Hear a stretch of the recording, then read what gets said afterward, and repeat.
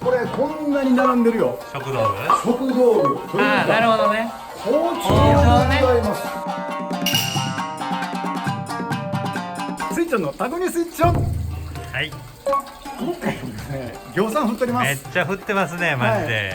勘弁してくださいよ。まあ梅雨時やから仕方がないとはいえ、あーこれ更新される時はひょっとして梅雨明けてるかな。もう夏のやつね、絶対夏です。明けてたらいいね。はそして今回ご紹介するのはですね、はいここですね。い。もう店先ですよね、雨降ってるからね。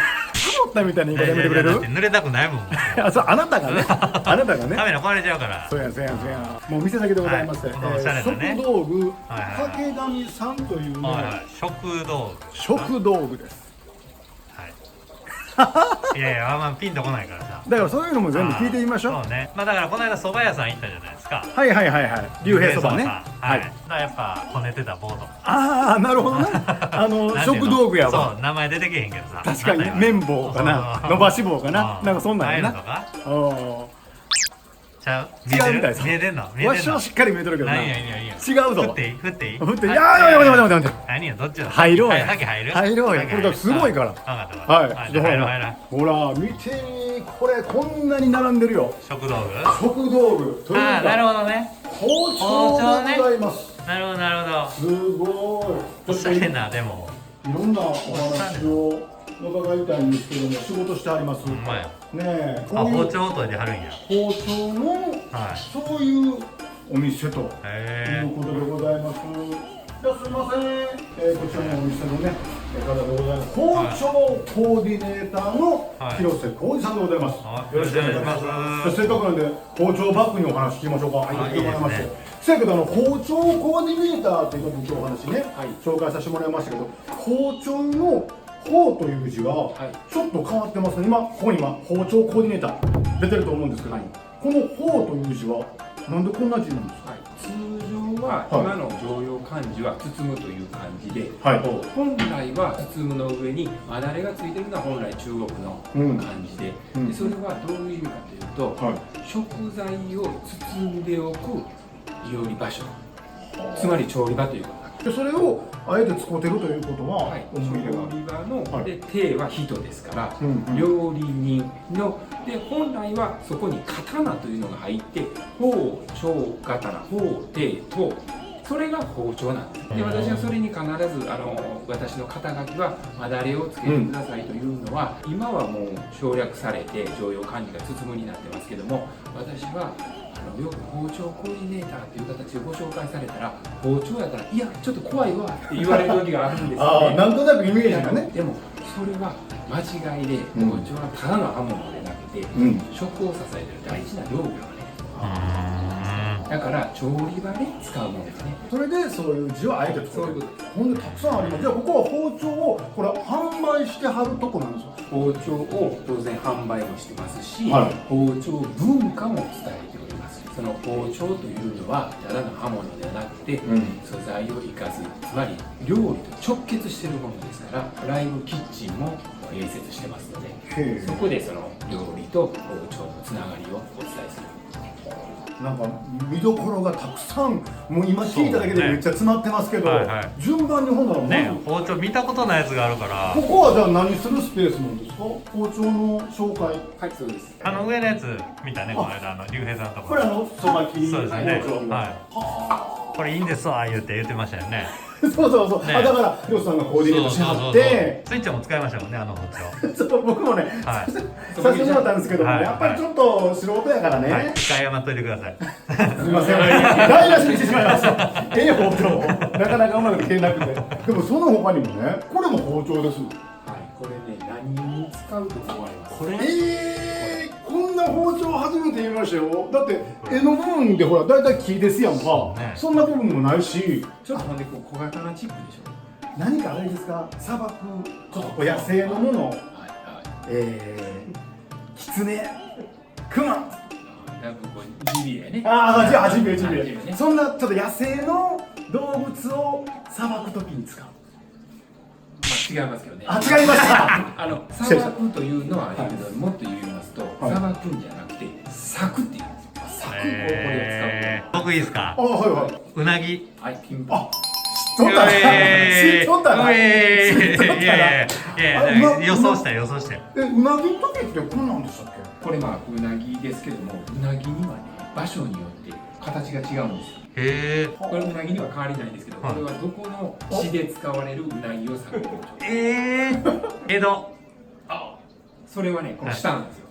こっち。あこれうなぎこっちが江戸の江戸先っていう。だかあー江戸先ら江戸先はは背開きしやすい。ああはいああはいはいはい。これはまあもっと言ったら関西です。あどこでしょ関西の中でもってことう。ですか。中でも。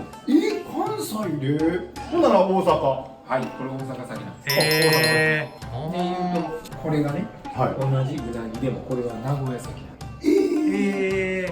全然ちゃいますやんでこれ先江戸先。江戸先はい江戸ではい京先これなんです。あ京都はそれほなここはもうみんなうなぎですのはい。でこれ九州です。あへえ。九州のなんかちょっと出刃包丁の普通のねそうですねちっちゃい版みでちょったいな。と発見の仕方をうなぎに変えるんです。へえ。なんでこんな違いますのこれはね、頭ですよ。はいそうですよねはこれは今はそんなやって使ってる人いないけど、ここに穴が開いてて、ここで鎖をつけて、ここにいつもぶら下げてて、職人が。大阪は商売の町やから、とりあえず数をさばかなあかんんですよ。だからどんどん向こうから来るうなぎをとりあえずスピードに耐えられる包丁ね、これは。で、この京先っていうのはやっぱりその京料理の丁寧な仕事ができるんですよ。じゃあ今でもその地方に行ったらまあ現役でこういう形が使われてる面白いでしょへねえ、あとこの持ち手の部分の柄の部分もこちら側のんとこちら側のんとで違ってます違いが、ますね。これは違いは何ですもか？ちろんこの日本製で日本で作ってるんですけれども、はこれは和包丁に対してこれは洋包丁です。ウエスタンスタイルです。ああ、なんか違い言うたら、は大きなはい独自の文化は、日本の包丁はほぼ型はシングルエッジなんですよ。片刃、シングルエッジ、洋包丁はダブルエッジなんですよ。モロハ、両刃とも刃先の断面をいくと、こういう包丁はこう両方からこうなんですよ。あーこれモロ刃ですよね。ああ、両方からね、モロ刃ね。こうですね、モロ刃。はいで、これは裏がまっすぐで、はいはい片方だけがキュッと確実に肩。へこれは日本独自です。未だに日本以外の国は全部モロ刃です。片刃の方が切りやすいんですか。片刃の方がやっぱり繊細なんですよ。あで和食っていうのは素材の味を守るっていうことが和食なんですよね。いかに食材に負担がかからないように包み込むように生かしきるというのが本来の片刃で、かといってじゃあモロ刃をほな切れへんのかと。そうですね、もちろんモロ刃も切れます、んただちょっとオーバーに言うと、はい日本以外の国はちょっと変な言い方しますけど、ただ分けるだけ。日本はもう大昔からただ分けるだけじゃなくて美しく美味しく包み込むように切る。それには型なんです。深いですね。だからそういう文化をやっぱり伝えんと理解してる人間が、だけどそうやって理解してる人間何にもいてないでしょ。そうやね、まあちょっと特殊な仕事というか包丁コーディネーターで活動してるのは私だけですから。お、日本で唯一。日本で唯一言うことはまあ世界で唯一やね。包丁を言うことは日本だけだから。なるほど全部ナイフやから。包丁は日本のもの。でもじゃああれかな、今もうこんな話したけどだいぶ一回今ので何とかしとく？はい。なんとかじゃあ落として。なんとか落として、なんとか落として。一回15分待ってるから。あ、すごい待ってるね。せやけど僕この中でね、一つだけね、興味が。使ったことあるやつがあるんですよ。お、僕ね、これこれ使う。使ったことある。でっかいよ。まあこれのもうちょっと短いやつだけどね、この長いやつはもうこっちぐらいしかないから。あ、もうちょっとこれぐらいですから。ですかね。僕だから昔中央市場のマグロ屋でバイトしてまして。私もしてました。中央市場のマグロ屋で。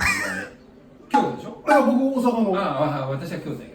マグロ屋で血合いとかあ皮とか取るときこれでそんな大層なことはさせてもらってませんけど、それでちょっとこんなん作ってました。それやったらこれぐらいの長いものを作ってあります。確かこれぐらいでマグロ包丁でやったり。あ、そうですよね。はい。うバイトしててよかった。とこでこう出会いもあるしね。何十年かけて役に立ったんだよそれ。ご視聴ありがとうございました。次のおすすめ動画はこちら。チャンネル登録もよろしくお願いします。チャンネル登録スイッチオン。